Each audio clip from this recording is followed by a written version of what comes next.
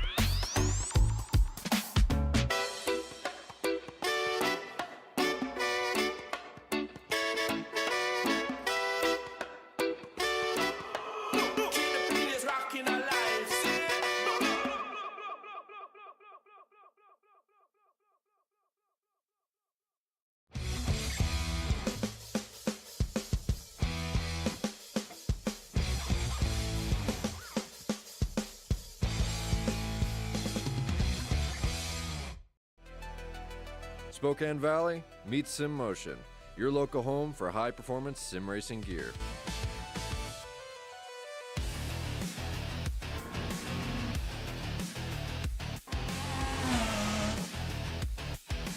Budget setups from $300.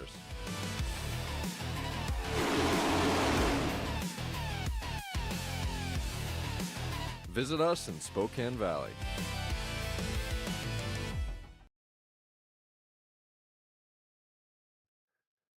Streaming cyberspace into your place. Phillip Island is the host venue for the Virtual Grip Network's Live As It Happens 7th round coverage of the Sim Gaming Expo ISRA Open Wheeled Series. It's Season 3. VGN wants to wish everyone a Merry National Johnny Appleseed Day as we join America in celebrating the life of the man famous for sprinkling apple seeds across a once fruitless nation. And speaking of sprinkling, so far this season, the series you're about to witness has sprinkled wins across 5 different drivers. Matt Taylor, Craig Forsythe, Mason Mitchin, Lionel Littletrain Callisto, and Kyle Clenworth have all tasted the sparkling cider of Victory Lane, but only 2-time champ Clenworth has popped the bottle twice. Thanks to Johnny Appleseed, apple branches twist from tree trunks in countless American orchards.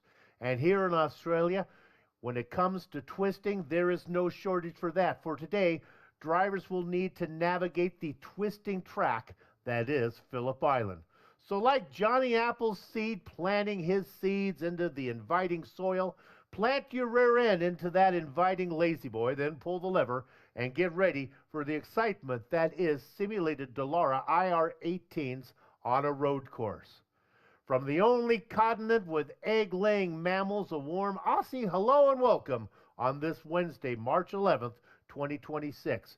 It's Jeremy Gridlock Scott joining yours truly, Bill Soupson, high up in the VGN press box to bring you our bird's eye view. Turning the knobs and pushing the sliders, the boss man, Lowell Jewell. All right, Gridlock. For me, seeing IR-18s on a road course, well, I tell you, that's like a Vegemite Joffle. And, Jess, I can't get enough of it. What are your thoughts? Oh, the poor Adelaide Blade. I'm sure he's probably twinging right now hearing all these horribly, horribly placed references. But no, I'm really excited because, I've always wanted to see what IRA teams can do on Phillip Island. Of course, the IRL track record in real life is by Tim Slade in a Brabham BT62. Back in 2022 of a 24.061. They're running 10 seconds faster than they already in qualifying.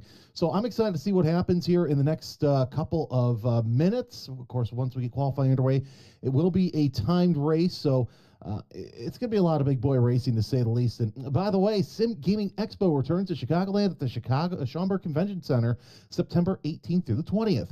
Experience the ultimate celebration of simulation gaming. Try the latest sim racing, flight, and VR hardware. Watch live competitions and meet fellow enthusiasts. And don't run when you see me, because I'll be there as well. This is the one event you don't want to miss. Tickets are on sale now. Visit simgamingexpo.com. Well, that's going to be fun. That's going to be a good one. Have a good time when you're there. Take some pictures for me. I may go out there myself. Hey, let's take a quick look at the points. We got time to do these real quick. 2 wins up there for Clenworth. Matt Taylor has a win. Richie Hearn sits in third. He's still winless. Tonight might be his time to get one of those. Go down. There's some drivers you won't see too far up. Craig Forsyth's been on vacation. He was running close to the top of the points for a while. He'll be back. Mason Mitchum down in 10th with a win. And also way down, Lionel Callisto, not on the chart as he's in 21st position. Got a lot of part-timers. We're going to put on a great broadcast tonight so that we can attract more drivers to this series. Of course, if they'd open it up to everybody, we'd have as more than we could count drivers who would want to be on a VGN broadcast. But this is a close group. They want to keep it racing between the guys they know. They don't want any hooligans coming in here and messing up the show. So we have a little bit of a small field, but it still should be a good show, right, partner? I think it should be a good show. And yeah, trying to help the cause, I brought the big boy mic out today. So I'm a little deeper, a little richer than what you're used to hearing on the broadcast. Oh, yeah. You got the good old smoking jacket on, the whiskey in hand. It's going to be a great evening of racing. It's like I'm working with Barry White. So here we go. This is a fun track. Let's look at some of the cars out there on track right now. We can give you a little idea of what we're looking at. This track may be more famous for motorcycle racing than it is for automobile racing. Not sure who we're looking at there. Is that David? That's Tyrrell. Oh, there we go. There's the time. That's a nice shot right there.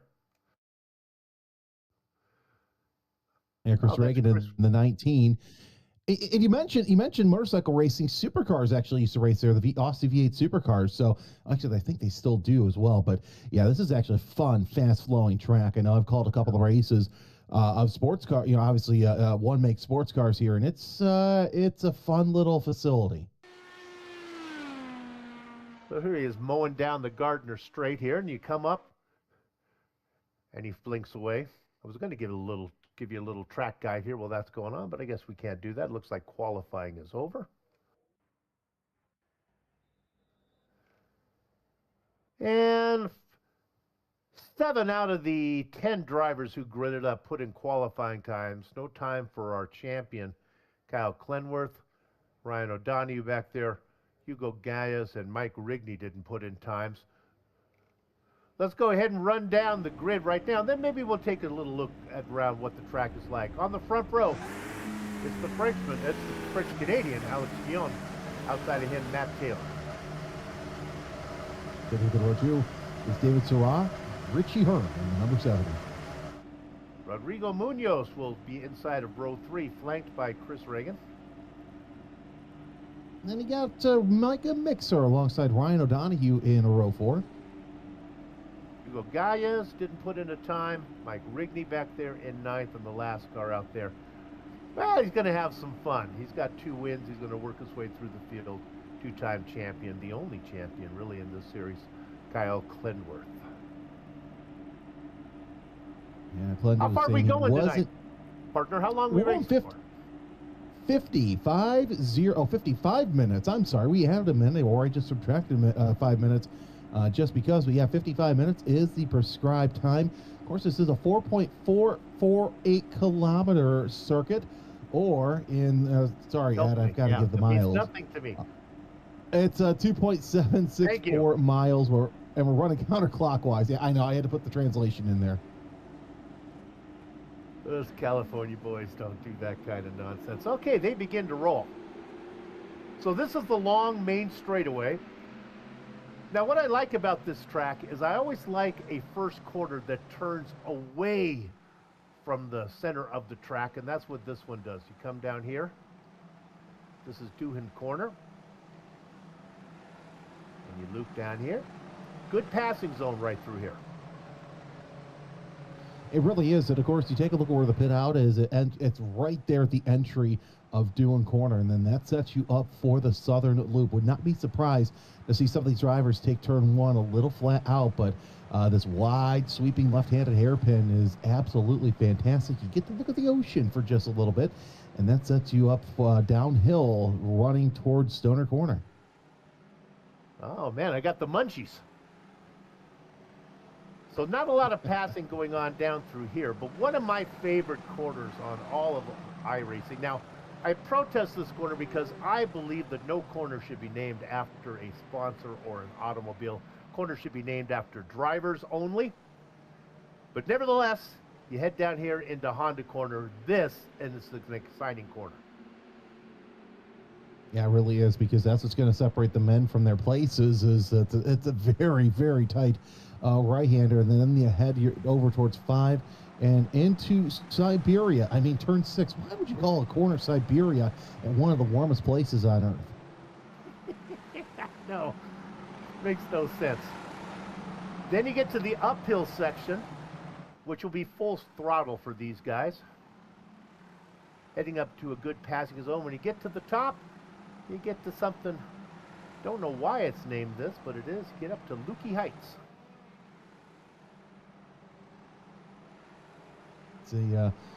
Once you apex, that's when you start going downhill just a little bit. So you hit the apex, and it takes it downhill into turn number 10, a sharp right-hander. Of course, you're looking down at Attic. And Soup, once you get off turn 10, it's immediately into a double left-hander of turn 11. In the final corner, turn 12. Indeed, they'll be on the throttle. These cars have good grip. They should be able to be on the throttle here, looping around the sweeping left-hander, and then that's a lap around Phillip Island. I love this place. Pace car is in. Pit lane is quite a challenge. It's like a Disneyland ride. You got to go through the Pirates of the Caribbean. You'll hear little animatronics singing "It's a Small World."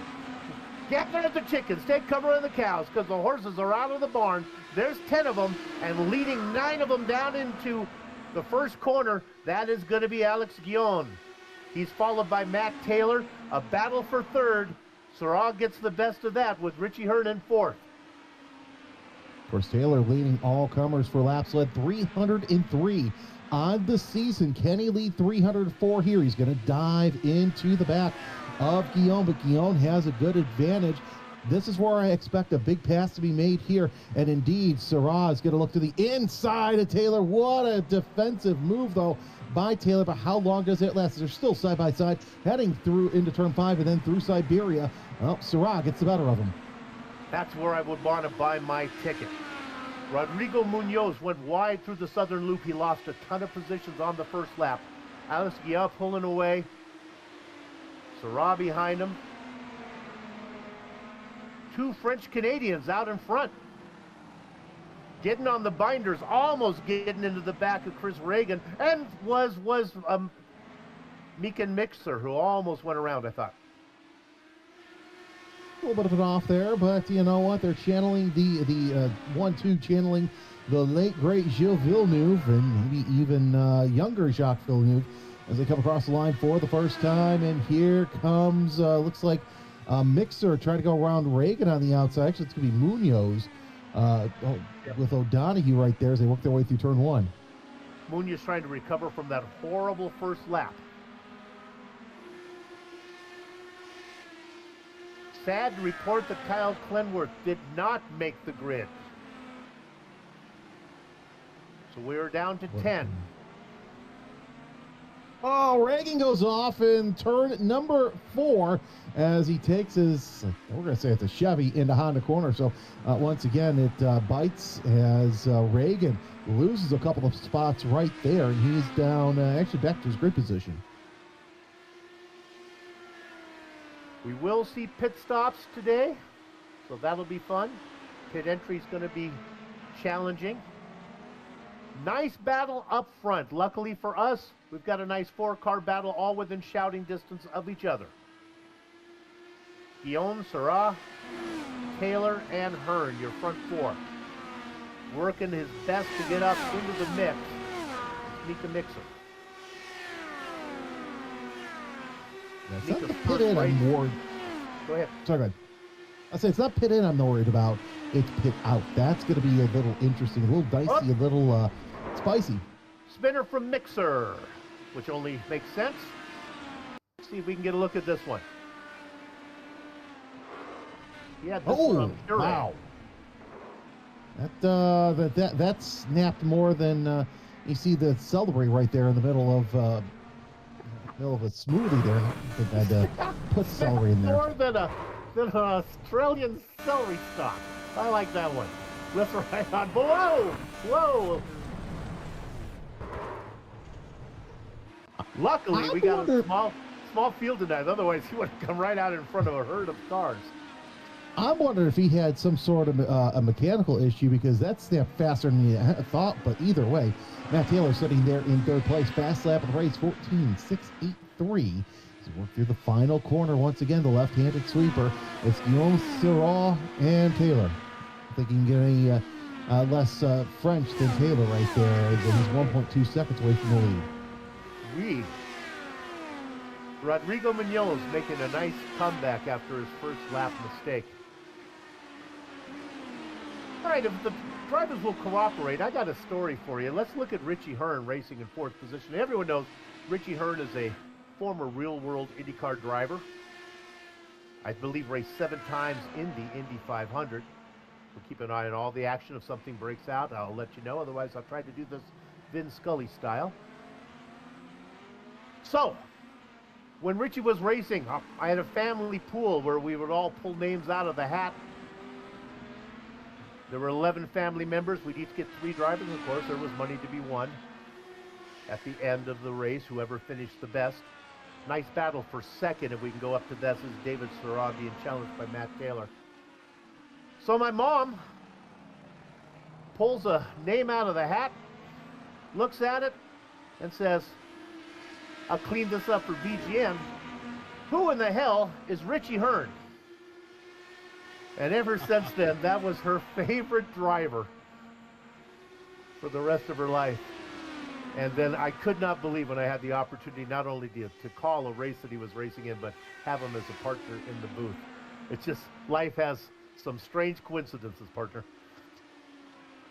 Oh, no, it really does. And by the way, let's go back to Richie Hearn real quick, because I want to point something out as Taylor knocking on the door of second. You take a look at that paint scheme, Soup. That is his 1996 IRL and kart paint scheme. That is so cool. Oh, no! Oh! Big problems! Leader got into trouble with the runner in second place. They came up on a spinner. Alex Guillaume spun. And the front 3 cars all involved. Richie Hearn takes evasive action and I think steals the lead. He does, and he's got a 1.5 second lead. We'll see how the view from Guillaume, and that back end just stepped out on him. And Surratt and Taylor were just right there. Oh, I'm wondering if Hearn has a little bit of damage as well. The right front wing, although that did get put back on, so he might be A-okay. Let's see how he is during this. Of course, no fast repairs. This is big boy auto racing as they work their way around. And yeah, I see a full front wing out of Richie Hearn. So he's opening up that gap a little bit. And this is the first time in a while we've seen Hearn in the lead, as he's only led 28 laps, all those on ovals. Battle back, going around. Guillaume was Syrah. I'm not sure which one of those cars is damaged the least. Both French Canadians suffering as they were involved in that incident. You talked about Richie Hearn's wing as we see pit stops being made. That's Matt Taylor coming in. He was racing in third. Maybe got the worst out of all the cars. Unlike what Flip Wilson would tell you, now there's a reference no one will remember. When it comes to that front wing, what you see may not be what you get. There's a front wing on there, but sometimes they show it, but it may not be working, although Richie putting in some pretty good times right now.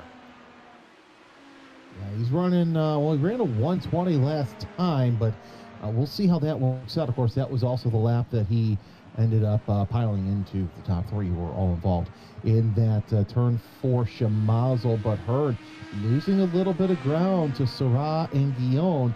It's going to be interesting to see how their cars fare the rest of this race. And if I remember correctly, Steve, I think it's just going to be one pit stop for all these drivers, but the way that Hearn is losing that gap, it leads me to believe that he may be suffering from some sort of damage from that contact. Indeed, they are closing in on him.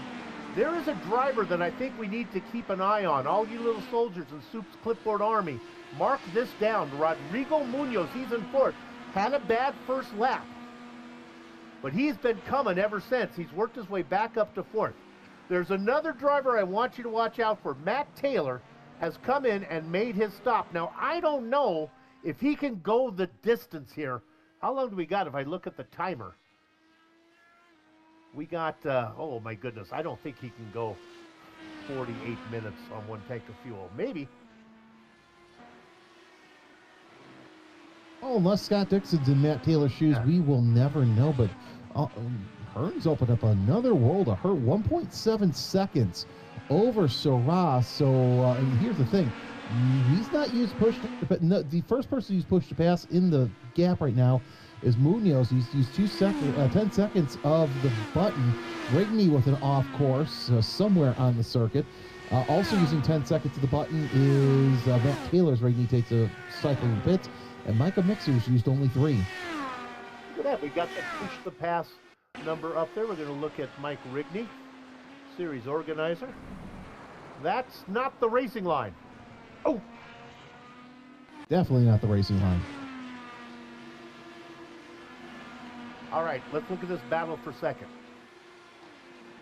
David K. Sarah, as my partner likes to call him. Oh, there's a pass a little farther back.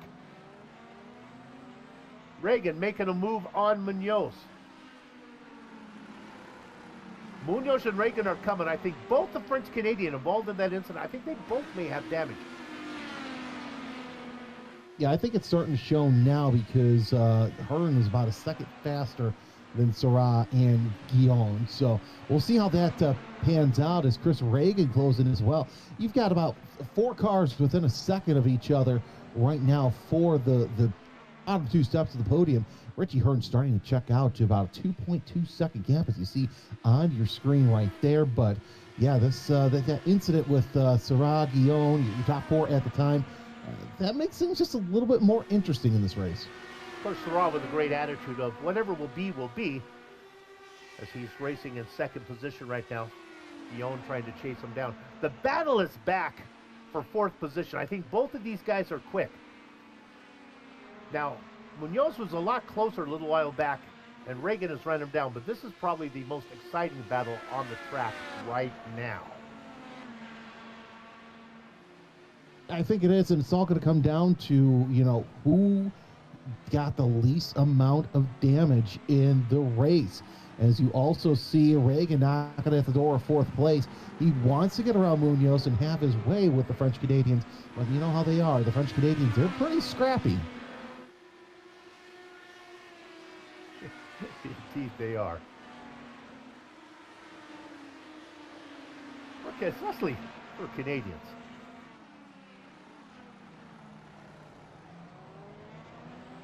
Second, third, fourth, and 5th is where the action is. Let's look at the driver. Haven't given him much screen time. We have time to do it. The driver in 6th position, Hugo Galles.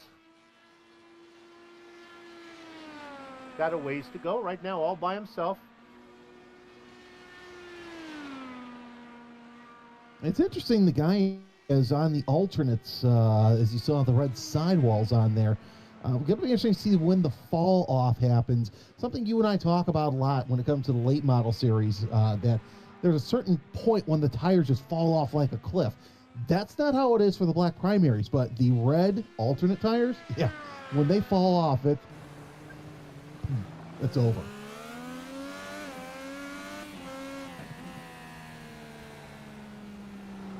Speaking of which, I don't think we have the capability to put up the tire compound. I can tell you right now that David Thoreau is on the alternate tire.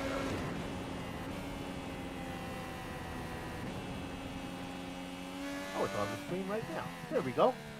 You can see alternate so tires looks like, for Thoreau and Gallia. Interesting that they decided to go with that compound. Yeah, because I just pull up the tire strategy on my timing screen as well. So that's a whole bunch of fun that you normally don't get with a normal. All you do, it's just somebody's got to input it. That's the dangers of real life racing. Pass for third position. Munoz had a. Well, I'm telling you, it was a go to the market toe, is like I like to call it. It was a big toe, isn't it? It was not a wee all the way home toe. It was not a had roast beef toe, if you get my meaning here. Reagan now is also working on the back of Guillaume through Honda corner. Well, the good news with that is he didn't stub it all the way all over the place like I do early in the morning when I have to get up for work. But yeah, look, we knew that the second Munoz got around Guillaume, he would have opened up a gap, and indeed he did. That's almost a second, as now he's chasing down David Syrah even more. And because of this, I think once he gets out there, I don't know if he's going to be able to catch Richie Hearn on outright pace, but he's still going to set himself up for a good finish. Let's go back and look at Chris Reagan back here, the battle for fourth position. He is hungry right now. He's got coming down into the MG corner, which I learned the name of that corner when I worked with in Australia. Now, we talked about the draft. Here we go. Or in IndyCar, of course, it is the toe. Regan was able to pull him down the Gardner Straight. They go into the southern loop. Let's stay on this a minute. Don't be surprised as Chris makes a move. Nothing going to happen through Stoner. He's a little too far back to do it. I would think Honda corner is a great place to make a stab at it, but he's got to get a little closer. Yeah, I don't think he's close enough yet. He's also, if I was him, I'd be on the button. Actually, he's used the most of the button for 147 seconds left of his push to pass. So that's something he's got to watch out for as he works his way closer to Syrah. And you see him almost on the back of that gearbox, but off the line. So Syrah able to open up a little bit bigger gap. 0.3 of a second separates second from the 0.99 and the 99. So don't get those crossed up, Soup, because I know that they've got close to the, 0.9. Okay, my fault. I got it crossed up. I'll take the blame. See? Numbers are hard. They are. Not as tough as colors, but let's look at second. Oh, I was going to think it was going to be a pass, but we got our first pitter. It is David Syrah comes in. I think he has had enough of his car. Hopefully he can get a good stop. I can give you the times for some of these stops. Taylor was in the box for 22 seconds. Not sure if he had repairs to do. And again, Syrah may have repairs as well. He hits his box, so we have our first guy to watch out for. What I'd like to do is pick up Taylor right now. He's coming through the final corner. Let's see if he can do the overtake on Syrah. Syrah is rolling. Taylor now just coming onto the main straight. He's got a long way to go. Syrah should get out easily in front of him, clearly. Not even close. So the leader of all the cars who have pitted, David Syrah. And Syrah got off the red, so he's on to the blacks. 8.4 seconds was the pit time for the 0.99. Yeah, so that's a smart strategy there. Now, here's the thing. The only other driver that has to go from alternates to blacks is going to be Galez. Everybody else has to go into the alternate. So it's going to be interesting to see how long it takes for them to get up there. I would say probably 40 to 45 minutes might be that sweet spot for when drivers come in to get off the blacks and slap on the reds. Here comes Chris Reagan. He ducks underneath.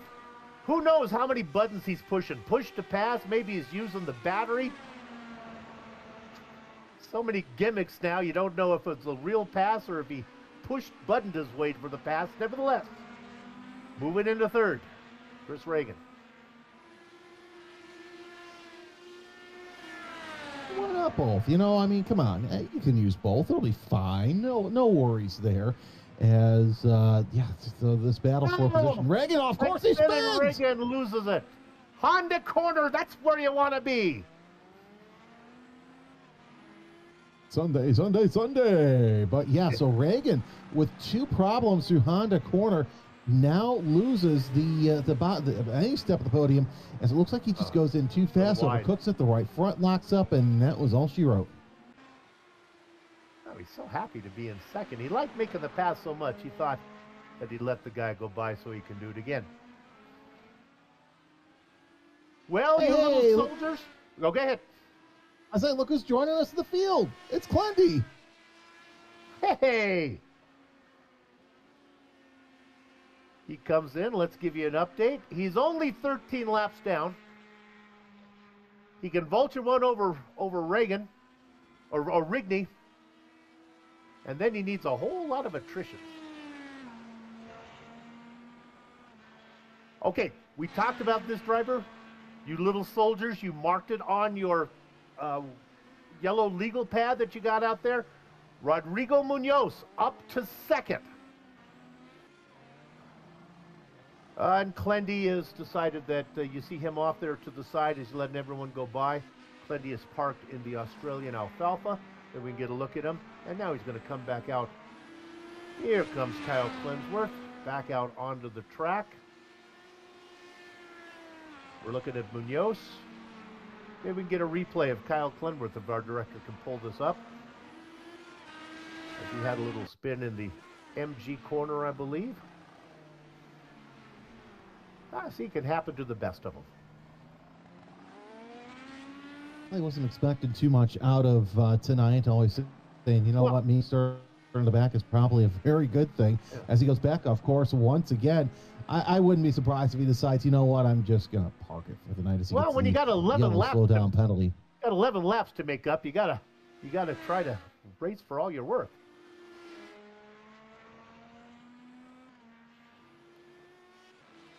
Well, Mom, if you're watching down from heaven, Richie Hearn is out in front. Now, I love Richie. Yeah, Hearn looking... And I hope he's not watching the broadcast on the replay, but notorious for finding a way to give iRacing races away. So this is his to lose right now. I'd like to bring Richie, that wasn't me who... Look, Richie, that wasn't me who suggested it. That was Soup. So just, don't get mad at me if you're rewatching this, please. Pit stop. This is the pit stop. If only we could go without a pit stop.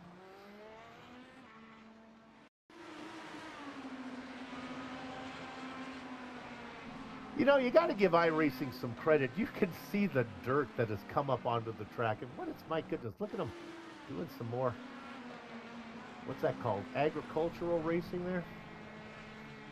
AstroTurfing, yeah, going ag, all that fun stuff. That's what the cool kids call it, at least.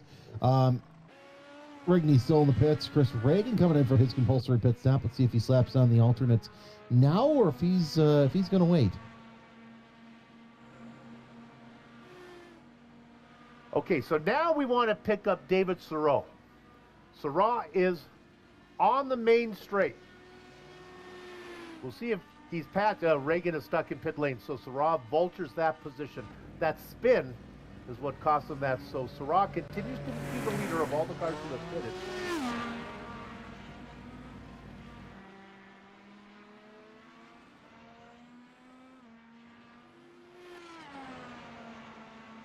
Reagan so Sarrault stays on the primary, so he's going to.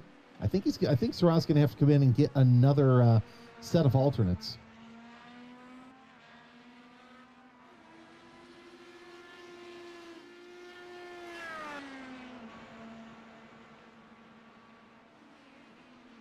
Been a fun race so far, even with the small field. There's been a lot of action.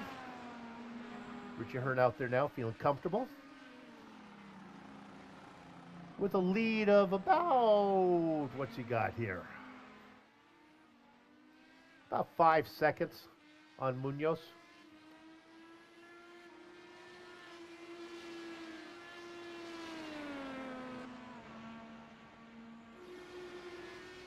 You know, I got You and Gallus. Go ahead. some interesting facts about Phillip Island. Here's something for you. I came prepared with this. Phillip Island hosts the world's largest colony of little penguins at only 33 centimeters tall. You know, for those who are like me, that's about 13 inches. They're the smallest of all penguin species. There's about 40,000 of the little guys waddling around on Phillip Island. Well, that's kind of interesting, actually, as Micah Mixer makes his way around turn 4. But I thought penguins were everything about this place. It has me scratching my head now and rethinking my life. There you go. You know, you're not going to get that kind of information on other broadcasts, sim racing broadcast company. Kyle Clenworth is just bugging me. He's off in the grass again. I'm ignoring you now for the rest of the race. Oh, it's the same corner he was off at earlier. Yeah, he's what we call a screen. Well, I can't use the word because I'm on VGM. Lady of the evening. Later's in the pits as he falls back to third. Oh, let's see what happens with Richie Herr if he decides to slap on the alternates or if he too's going to go for a 2-pit strategy. And looks like that he is indeed going to go for a 2-pit strategy. 10.43 seconds. Now let's look at Siro. Siro is gonna pass Hearn in the pits. I told you there's a way for Richie Hearn to give the race away, and there it is. New leader, and both of these guys have made a pit stop. David Sirah and Richie Hearn. Sirah now the leader of all the cars who have pitted. Time for Hearn in the pits, 10.4. Time for Sirah, 8.4. That could be a case of him short pitting to get ready for that next pit stop, which I think is going to come around 40 to 45 minutes into the race. And, of course, Munoz, Guillaume, Mixer trying to make it go for one long stint. Gallia is probably doing the same. So we'll see if the one-stop strategy is working over the two-stop strategy. O'Donohue still the lowest driver without a pit stop. Okay, so now we're going to watch Munoz as he comes in for a stop. We're going to pick up David Sirah. Sirah has worked his way through that tight right-hander, the MG corner. Now he's looping his way around the left-handers, going past pit entrance, out onto the main straightaway. Can Munoz get out first? Munoz is still in his box. And there goes Sirah. There goes Hearn. Munoz comes out third of all the cars who have pitted.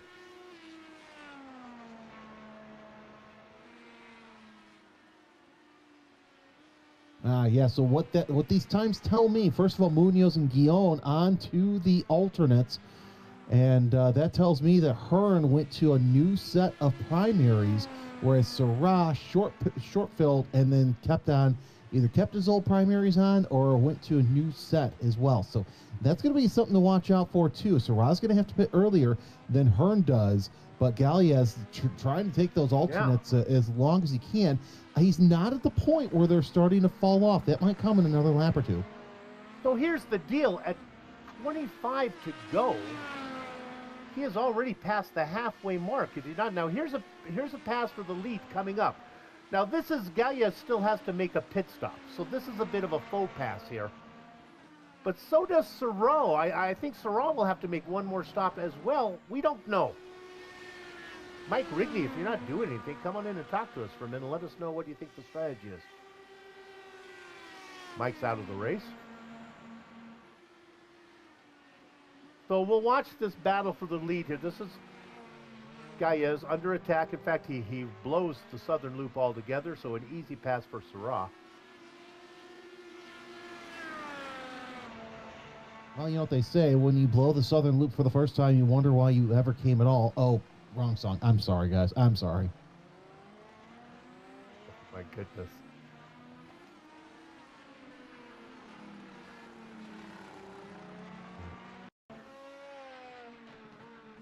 No. Are we looking at Clendy? I forbid it now. Just stop it. This is... Those are insincere off tracks. Well, Mike, what say you? Should we just keep showing Clendy going off track? I say we do it to make Soup mad. Mike, I got some We got Mike Rigney in here, series organizer with us. Mike, I got some questions for you. Is there a mandatory compound change? Is there only one or two, or any? Yes, there is a compound change. They got to do black and red. Black and red. So you can one stop it though. Some of these guys, the guys who came in early, do you know how far you can go on a tank of fuel? The guys who pitted before halfway, they should be able to go the distance on fuel? Yeah, it's fuel set to 100%. It's not about fuel tonight. It's about tires. That setup that's under them right now, if they're still on the track, give them a hand clap, because that thing is like driving on ice on purpose. Got it. By the way, out there. By the way, Gallia's in and out 10.97 seconds. Handful of drivers still have not used their push to pass Munoz, so the hardest on the button, 121 seconds left, sitting in third. So Mike, you get two buttons then, right? You get a push the pass button, and then you get a battery button or a hybrid button too? Correct. Push to pass, you have 200 seconds to use anytime you want for 200 seconds. But the battery button, as long as you keep it charged, you can use it whenever you want. Can you use them simultaneously? Yes. Holy moly! You need like an extra hand in there to push all the buttons. Yeah, like coming through the downhill portion at that 90-degree turn before you hit the front stretch. When you come out of that and you're getting ready to line up down the front stretch, you can hit the battery button to give yourself a jump through that short chute before you hit the front stretch. And then when you get to the front stretch, hit push to pass and set sail down the front stretch. That's wonderful. That's awesome. Put that in, the two buttons, and then get in the draft as well. You got yourself a fast hot rod there. Yeah, if you can keep the car under, it's about, this setup is about talent tonight. It's not an oval race tonight. It's about being an IR18 driver. That car is a handful every section of the track. If they're still out there, they're talented drivers, plain and simple. But that thing is literally on the skates. Well, Micah Mixer's in the pits right now. Looks like that right front a little bent up, so I don't know if we're going to get a replay of that, but Mixer's race might be over as he needs to get some sort of service before he heads back out. Take a replay, take a look at this.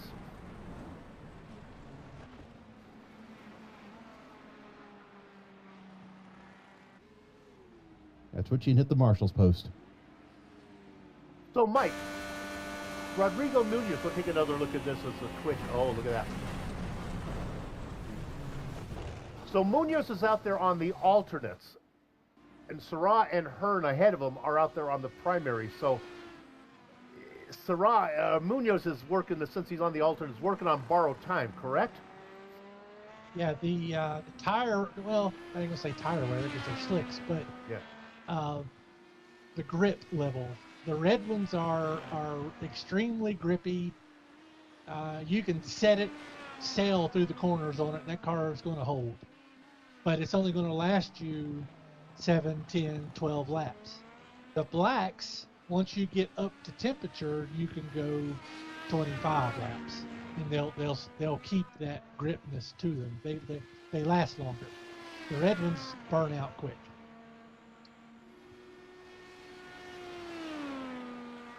So what would be the strategy? I noticed a lot of the guys, Sarah and Hearn, started on the alternates. In fact, most of the guys started on the alternates and then went to the primary. In fact, I'm not sure what you did if I look at my timing and scoring. What do you think what was the thinking of that? Well, if you're up front, I would say that they're going to start on reds to extend their lead early. Richie would be good at that, and Alex Thoreau would be really good at that, or David Thoreau. Alex Guyon too. You would want that early jump, so you would go to reds. The guys in the back, I would want to go longer, so they would be on black tires. Guys, let's take a look at a replay of Klendworth once again. And yes, here he comes. Up the hill, down the hill. Oh, that back end's going to twitch out. I could just tell it right now. And, yep, there it goes. The back end wanting to see what the front end's looking at.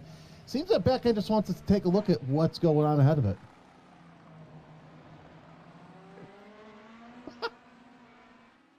Soup saying we have a new drinking game. I'll drink to that. Oh, let me set the table for you. David Sarra out in front. His lead is about just a tick under 7 seconds over Richie Hearn. Richie led 13 laps, then lost it on the pit cycle. Munoz, who's been really fast, about 12 seconds back of the leader. Sarra in the position now. Just don't make a mistake. Just don't give this thing away. You got Guillaume and Reagan with the battle right here heading into turn number 4 as Reagan's going to look to the inside. Oh, I thought he was going to swap ends once again as he's had nothing but problems around that corner. That car is just super twitchy around there. And Mike, like you said, really, oh, and there he goes. He makes a touch and goes for a spin.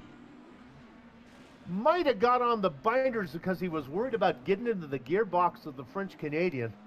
Might have had to put the brakes where he wasn't really, where he didn't want to apply them, and that maybe got the car a little light in the rear.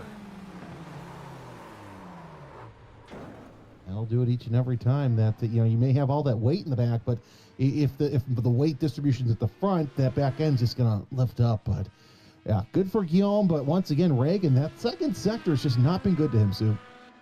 Not at all. Brake bias will also have an effect on that too, which they can adjust in the car. So he may have rolled it too far forward. Well, you got to be careful. You don't want to use the brakes in excess. I did a little, see what I did there? A little Australian reference.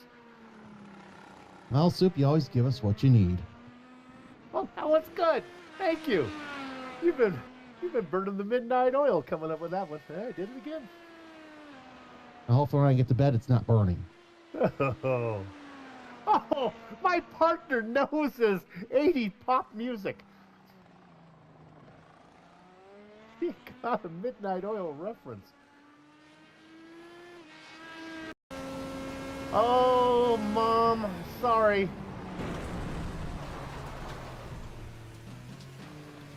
Richie Hearn wasn't off track.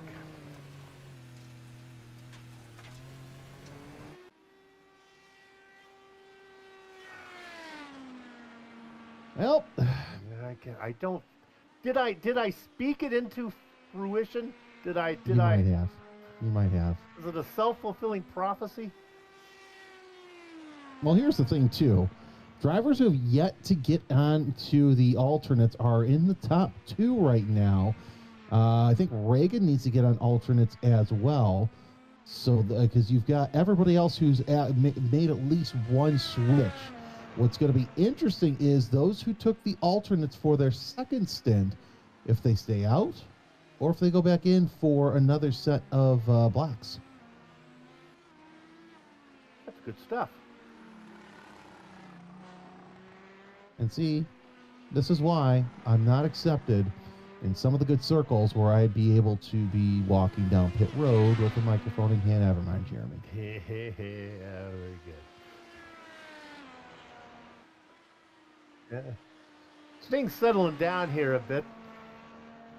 Got my director thinking about the possibility of a grid walk next week. That's I'll give that over to my partner. That's dangerous. Yeah. That's dangerous. Hey, what other facts do you have, Soup, about this place?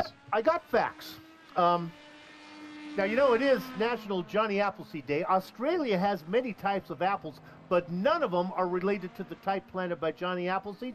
Australia has the bush apple, the black apple, and get this, the kangaroo apple that is more like an eggplant than an apple. So that's why I guess you never hear the phrase as Australian as apple pie. There you go. I'm out of them now. I got no more. Well, we got less than 20 minutes left. We can make this happen. No song styles though. No, I don't sing. Good. going to be some men at work on pit lane as Alex Guillaume making a stop. I guess when we talk to pit cycles, it's who can it be now coming in next. Hey, I got a question though, Mike. Is there a penalty if somebody does not use the 2 compounds? Yes. There should be. I don't even know if he scored at the end if he doesn't. It's been a long time since I've managed a series. Is that an iRacing thing that you can set up, or is that you need to handle that manually? I'm pretty sure that's an iRacing thing. But that's wonderful. I would probably, if it's not an iRacing thing, but I've never run into this. That's why I say that. Everybody always changes their tire. If they don't, and iRacing doesn't do their own penalty, I would. And I would probably, I don't know if I wouldn't score him, but I would definitely put him at the back of the field for sure. Well, Mike, I got some bad news for you. You've dropped from 10th to 11th as Kyle Clenworth has managed to pass you somehow. Well, I'm just glad 11 guys showed up. What are you talking about? Hey, so Rodrigo Munoz in and out, switched from reds to blacks, 6.9 seconds. So still sitting there in 4th, but as Hugo Galaz, he got on his heels, and wait till he gets those tires warmed up. I think that's going to be a good thing for him. So I think, if you remember right, I think Hugo's on the alternate strategy from everybody else. I think he's trying to one-stop this. So you can't forget about him. I think he's good to go. I think he is, but he's 49 seconds back of the field.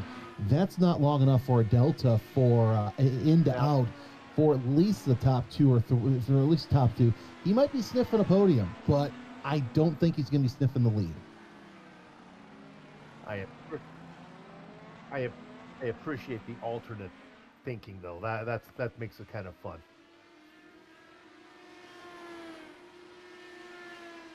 So the leader of all the cars who have pitted twice is Rodrigo Munoz. He's back by 48 seconds behind Syrah. Now, my partner was just talking about it. Syrah should be able to get in and out before then. Hey, let's go to another Clenworth replay. I am protesting this. I do And not that's why we're having fun with it. I approve of it. I don't care. I hold half the microphone. Here comes Clenworth, and come on, you're supposed to turn there, Kyle. Ah, man. This isn't drag racing. This is road racing. Syrah is in. To give credit where credit is due, Clendy did just finish an oval race and still showed up to my race, so I'm giving him a thumbs up. I don't care how he drives. He showed up. He's pulling double duty. Well, he probably still has his oval racing gloves on, so that could be the problem. Probably didn't have time to switch into his road racing attire. I would like to have a drop of the talent in that kid's gloves. Yeah. He's Now, really good. Now, here's Richie Hearn with a 12-second lead. Yeah. Looking at the stats, Syrah 8.6 seconds, and he is on to the primaries. Now, if Richie can run a 6 or 7 second pit stop, he might still challenge Syrah for the lead. Think about that. So this next pit stop is going to be vital. With this short of time left to race, is an alternate an option for Hearn to come in here with only, well, we got about, 15 minutes of racing to go? 15. Yes, it would be a good option because then he could just sit still. Has he already pitted? No, he has one more. Syrah has made his second stop and is on primaries. Richie Hearn used both of his sets, so he has the option of primaries or alternates here to try to run down Syrah. I would not be surprised if he doesn't do the alternates. Wouldn't you think? And what Richie would probably do is keep that lead, pit, take the reds, and get out before he loses that position. Because I think that's pretty close to being enough time to do both. I think he could maintain the lead. And if he does, and he gets on those reds, Richie's going to check out. He's Good night, gone. nurse. Yeah. Gridlock, I think for us, I don't think Hearn's going to be able to get out in time. I think he's going to come out behind Sarah. But if he's on the alternates, he could run him down. I think so. And look, here's the thing. Richie still has 200 seconds left to push to pass. So he could be on the button the whole time he's on any straightaway and still, I think, come out ahead. But let's see. For everybody's sake, this is going to be an absolute fantastic race as Hearn comes around that final corner once again.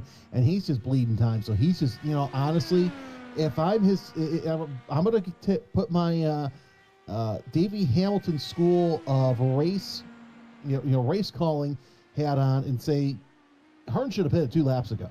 So he needs to be in the pit now because he's lost 2.5 seconds of gap between he and Sarah. So yeah, if I'm Hearn, I'm coming in this time by. Maybe he's thinking he wants to stretch it so he doesn't have to go too long on the alternates. Also, I know this, when you're at the pearly gates and St. Peter says to you, what do you want to do with all your push to passes? Because you can't bring him inside. Hearn has 200 seconds of push to pass. He can't take them with it. I think it's time to start using them. He's going to run out of race, right? Oh yeah, he's got it. He has to use them. Let's go. At this next stint, has to. There's no choice.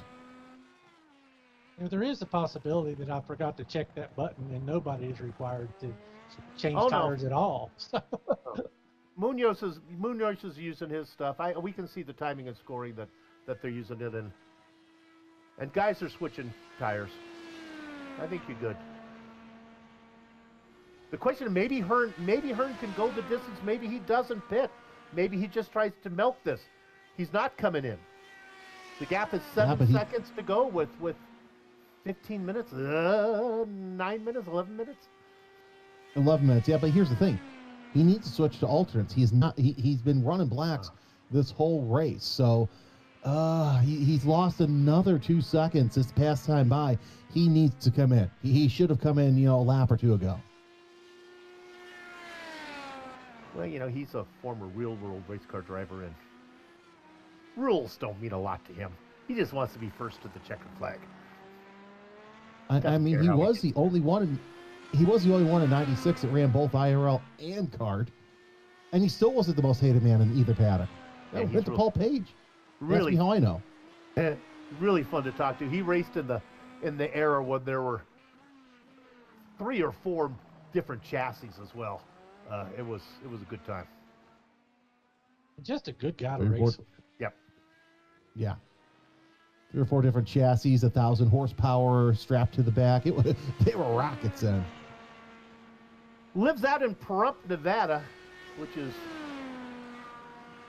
it's basically out by Area 51 out there. And he used to have horrible internet issues, but Elon Musk has helped him there. He's got that satellite deal now, and he's got a rock-solid connection.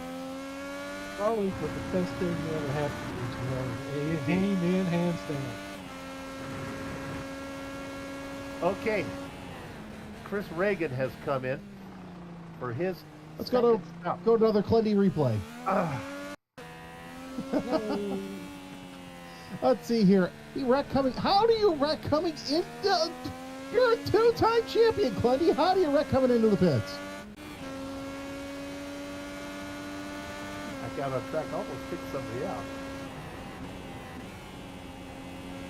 The gap down to 6.8 seconds and close. I think Hearn's staying out. He's not coming in. It's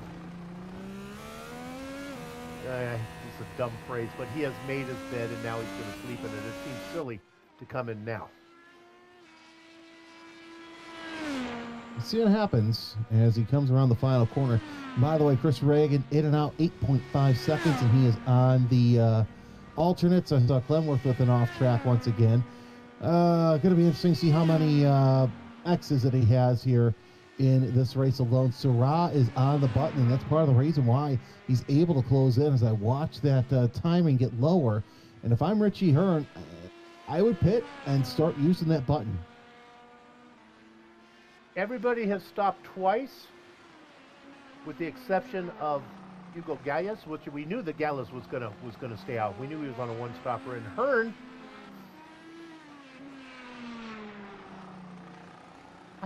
what I'm really hoping is, I would really hope that Richie gets to the checker flag first, and then my buddy who's in the booth with Mike Rigney has to take the win away from him for not changing compounds. He's the most hated man on iRacing, brother. I don't think I can You're not talk looking into that. You are not looking forward to doing that either, are you? I might just change the rule for Richie. Yeah. The Richie Hearn rule. The Richie Hearn rule. He's in. He's in. Oh.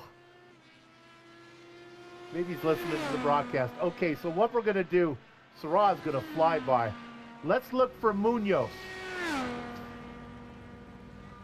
Munoz is heading down into the MG corner, that sharp right-hander. He's through there. I don't think he's going to get around before Hearn gets out. Hearn's still in his box. Munoz rolling through those sweeping left-handers. Hearn beginning to roll. Munoz is on the straight. Hearn out onto the straight. Munoz can see him. Mike, if you had your choice, brand new, fresh, cold tires, or 28-lap old, heated up old tires? Reds or blacks? Hearn has made. He's on the alternates. Hearn is on the red ones. I want the brand new red ones. Here we go. Look at this battle. Let's see if Munoz can stay close enough to get into his toe and make a stab at him. Munoz has 24 seconds of push to pass. Hearn, I don't think he knows he has a button that works. He still has his full allotment. You know, partner, Gridlock, he's an old school racer. Doesn't probably believe in push to pass. He may not even know what it does. Didn't have it when he was racing. As I say, he never really had it. You know what your push to pass was? It was your right foot. That's all you had. Or maybe some tools that you could play around with is O'Donoghue with a big off track somewhere on the, and there goes Munoz off track. So that lead that Richie Hearn has for second place has grown just a little bit. Oh, that was going to be exciting. Munoz was going to be able to make a run at him. He had to get a great run through that final corner. That didn't happen. So, in fact, now Munoz, if I look at this, he's in a battle. Did he lose third position? No, he's still in it.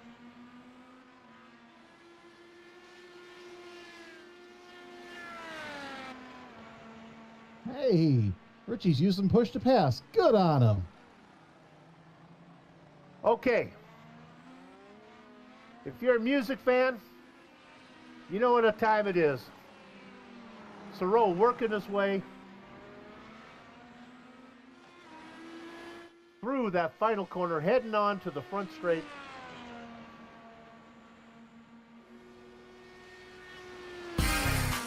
If you're thinking about winning, now Mike, pay attention. Get the mirror ball spinning. Rip your groove, make your move. Rigney putting on his dancing shoes. You know why? Because it's time to boogie.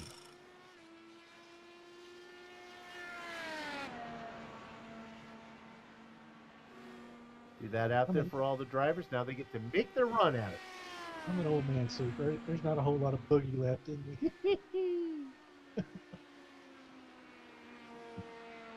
I say Munoz has one more push on the button before he is out of push to pass. Not good when you're 2.25 seconds, I should say, behind second place. And by the way, still at 186 seconds left for Richie Hearn. Also, the only other driver who has not used the button that's still on track is Chris Reagan. Mike, come on, button next time. Button over at Mosport next time.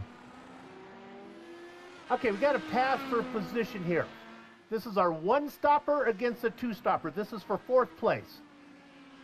Hugo Gallas making a great strategy move, going on one stop. Alex Guillon trying to run him down. We're supposed to play it straight here in the VGN booth, but I got to be honest with you. If you're ever going to try an alternate strategy, you're going to get me pulling for you. Down into Honda corner. This is where the action has been. Look at how dusty it is down in that corner. You can't really see it from that low. There you get a little bit of the dust. I always love a good alternate strategy, just as much as I love a good green flag pit stop. Thankfully, we see those here in road courses as there are no full course yellows. We rerun 55 minutes, wire to wire, flat out racing.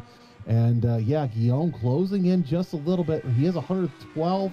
Yeah, you see that time dip in there. As Gaiaz, I'm honestly surprised he has not used any of his push to pass, because that would be a great defense right about now. Indeed. Oh, here comes the move. Cialis bathtubs. And the fresh tires are going to pay off. Guillaume picks up the spot.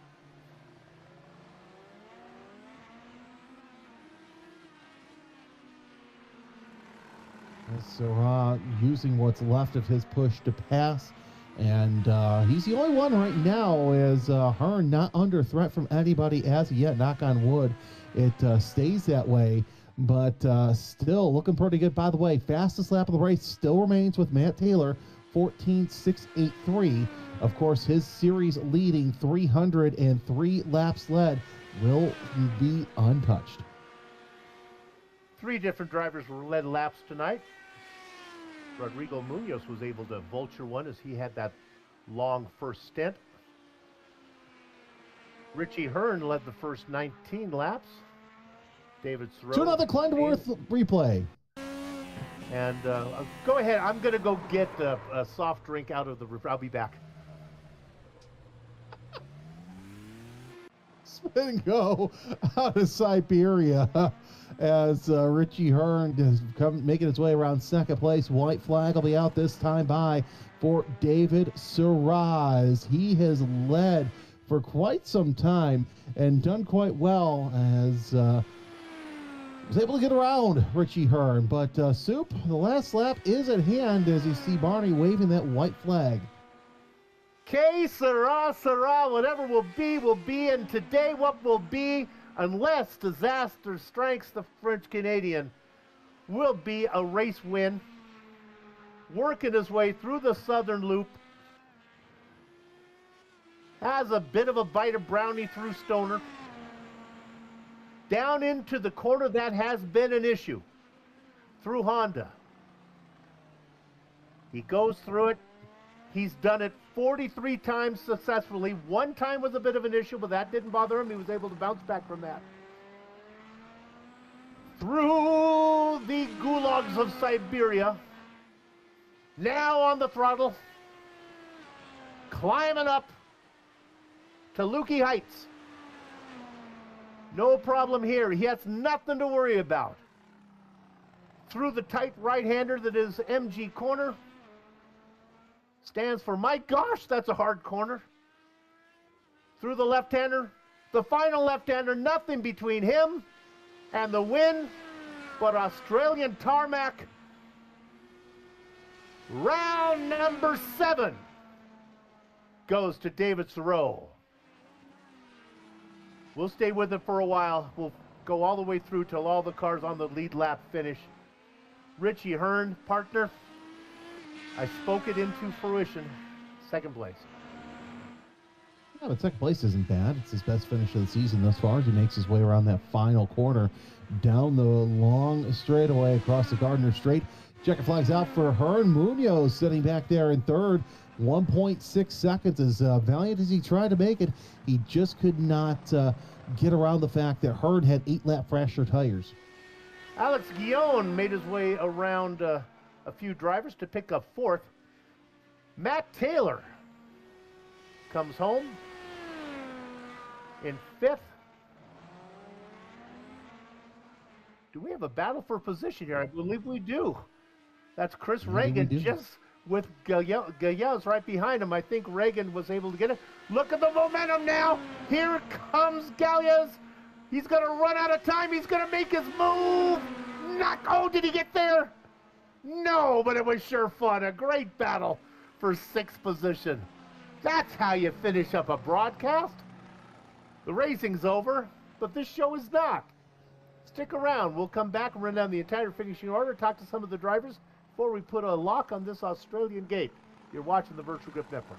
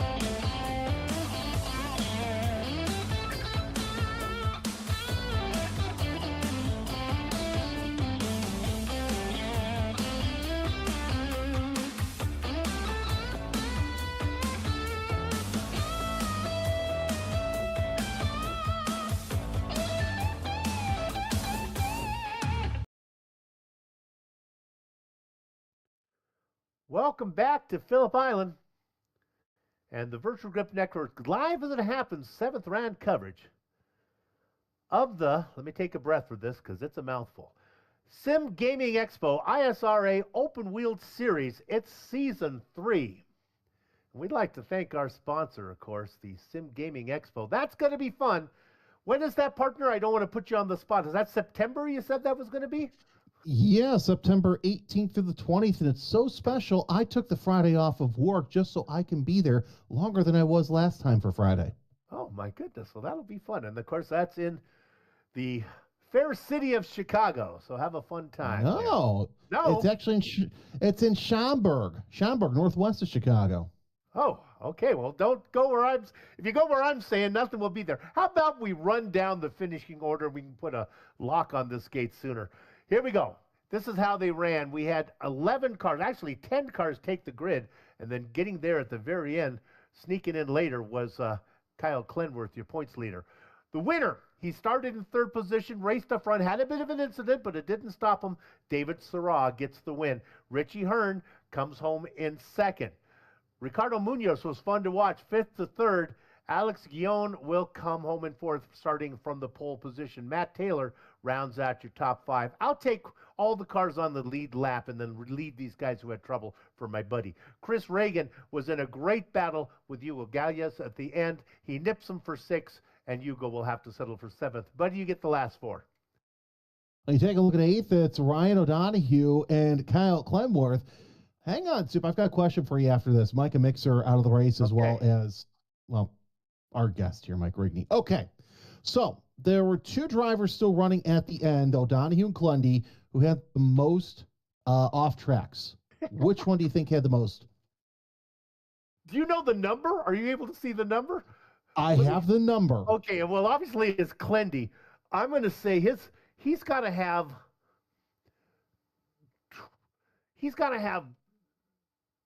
18 off tracks. You're close on Clundy, but you're wrong on who was first. It was O'Donohue with 25. Oh my goodness. We didn't get Also, nearly the screen time he deserved on that one. But also, Hugo Gallias had a last lap pit stop and only lost his position by 0.03 seconds. Oh, he ran out of fuel. He couldn't get I saw he took that second stop. He did it on the last lap. That's interesting. Well, let's go ahead. This was a fun race considering we only had a handful of drivers. They really put on a good show. Let's go ahead and talk to our race winner, David Sarah. Hey, guys. Hi, David. Congratulations. Well, a little exciting early, but you were able to recover. Yeah, it was an exciting beginning of the race. I started with the Reds one because those tires were so hard to drive after 4 or 5 laps. The car was oversteery like hell. So I didn't want to end the race with them under pressure. So I decided to get rid of them at the beginning of the race. But from lap 6 or 7 up to my pit on lap 12, I think it was very hard to drive. I slowed down just to make sure I don't spin. I'm so sorry for Matt Taylor and my teammate Alex Guillon, who had those spin and lost time, and Matt Taylor lost his rear wing. I'm so sad for them, but anyway, I'm very happy with my race, with my pace, and I'm very happy with the win. So the slow lap times after the spin was a result of, we were wondering if it was going to be because the car was damaged or it was because of the tires were bad. It was a tire issue, you think? Yeah, I'm pretty sure my car was undamaged. The contact with Alex was very light. And yes, it was the tire who were horrible to drive, red ones. The black were not so bad, but the red, after 4 or 5 laps, rear tires were gone. Before the final stop, were you surprised that Richie was staying out? It seemed like the longer he stayed out, the more time he was losing. Were you aware of that, or were you just driving your race? I was driving my race. I was at the end of the race. I was afraid he was slowing down to go to the end without stopping again. Right. So I was afraid he was saving some fuel. But anyway, I was pretty sure he was going to pit with 5 or 6 laps to go. And yeah, that's it. Very happy. Very well done. Congratulations on the win. We'll see you at the Oval next time, okay? Thank you, guys. Thanks for the broadcast. There's your race winner. I'm going to take a shot at his last name. I'll not do it justice. David Surratt. All right, partner, who you got? Well, I've got the man who has been close to a podium all season long, and it's his first one of the season. Only took him 7 rounds to grab it. We're talking about our second place driver, Richie Hearn. And Richie, we have room for you in the booth. Welcome aboard. Thanks for having me. Finally, I get to be up here. Well, let's start talking about the early race incident where the top 3 decided to spin there in turn 4. Did you incur any bit of damage there? Yeah, unfortunately, I broke my front wing. At least it told me it did. And so on that first pit stop, I had like a 10-second pit stop because I had to replace it. But I tried to get around it. But honestly, without that wreck, I probably would have finished 4th anyways. I didn't have the speed of those guys. Well, it seemed like early on, once you get out front, you gap people. Yeah, you're talking about that speed. Let's talk about the challenges of Phillip Island, because we had Mike in the booth. He said he had a more slick setup, and Phillip Island, just a very flowy racetrack. Yeah, it was a little weird. I was faster in practice, and I just kind of lost the feel. Probably the biggest thing was it's probably the first time in a long time that I think the blacks were faster than the reds. The reds were only good for about 3 or 4 laps, and then that rear tire started exploding. And so it was definitely a black tire race, and it was all right. You know, I didn't think it was terrible. I didn't have the speed of what David did. And of course, taking a look at the points, which just got updated. You remain in 3rd, the top driver without a win. Is one coming down the pipeline for you? I sure hope so. I'm hanging in there, and we'll see. Some of the oval races I've been doing okay. Need a little luck. And some of those guys, like Kyle, when we get to the oval races, he's hard to beat. So maybe a little luck come that way. But either way, I'm just happy to stay consistent, and if I can keep getting in the booth with you guys at the end, maybe I'll win even without a win. And of course, before we let you go, I got to say, I love the old paint schemes on the IR18s, and yours is no exception. What caused you to bring this out from the mothballs? I have another race tomorrow night in another league, and it's the retro race, and so I just brought this out early so I didn't have to worry about it tomorrow. I thought I kind of like the layout. I kind of like the paint job. I'd like to see one paint my 97 car, the Ralph's white and red one. I always liked that, even though that car sucked balls. Yeah, but I like the paint job. So I don't know. I just brought it out. Just felt like a change. All right. So to anybody who's watching, if you can get that done for Richie, we want to see it. Soup, you got anything? Yeah, Richie's good to talk to you again. When I think of you in a car, I think of the Ralph's car. I don't know why, but that's the car I vision you in. Yeah, well, it was my first year in kart was in the Ralph's car, and I kind of like the paint job. I actually don't even have a picture of it on my wall. The Budweiser car was cool, but it just doesn't, on the iRacing, it doesn't show up as well as it did in real life. All right, well, it's good to talk to you again. Well done, buddy. Congratulations. You too, man. Good to see you back. All right. Richie Hearn, second place finish. Many a night sitting side by side with Richie Hearn doing Lionheart broadcasts. All right, I get to talk to the man who finished 3rd. We'll wait to bring him in here. And we got Ricardo Munoz. You got a copy? Hey, guys. Nice to meet you. First of all, I know you're from Chile. Are you racing from Chile? Yes, indeed, from Chile. That's wonderful. What city are you in? Santiago, the capital. Ah, the big city. All right, the only city I could probably name if I had to. All right. Great race, horrible first lap. Where were you going on the southern loop on that first lap? You were. I don't know. I just missed the corner, and I don't know if I hit somebody, but I missed all the spots. And then it was a charge all the way through. You were fast. I thought, again, we go to the very beginning of the race where you had an issue. And then at the end, I thought you had enough to get second place, and then you made a mistake. No, I didn't have the rhythm of Richie, so I tried to push a mistake from his side, but no, he was faster than me. Let me get to know you a little bit. Do you do much oval racing? I imagine you're from Chile. You're probably a road racer by birth, but do you do much oval racing other than this series? I prefer road racing. I think Of course you do. I bit a little bit. I am a little bit better in road, but I also enjoy oval racing. But I'm not as good. Well, it's great to get you in the booth for the interview. Congratulations on third place. Let's see if we can get a win before the season's over. Okay, Rodrigo? Let's hope. Thank you for the job. All right. Nice to meet you guys. Thanks for talking. Well done. Rodrigo Munoz, third place. And I love it when I get to talk around the globe. I grew up what I just did when I was a boy would have cost me about $14. I just got to do it for free. All right. Let's go ahead and wrap this thing up. We hope you enjoyed the broadcast tonight. If not, we'll try to do better next time.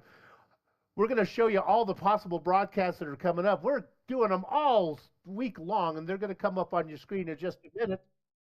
And as I'm mentioning this, Kyle Clenworth has wrecked one more time. And he wrecked during the interviews from what we heard. Oh, gee. I guess we're going to show it. Do we have a screen of the upcoming broadcasts, or am I just not knowing what's going on here? There we go. There you go. All right. Darlington, Chicagoland, Echo Park. I stole that joke from my partner. Hickory, USA, and USA twice, because the country's so nice, they named it twice. All those broadcasts are produced of the Virtual Grip Network. We hope you enjoyed the show. If not, we'll try to do better next time. Until then, on behalf of all the little faces you see, have fun storming the castle. No.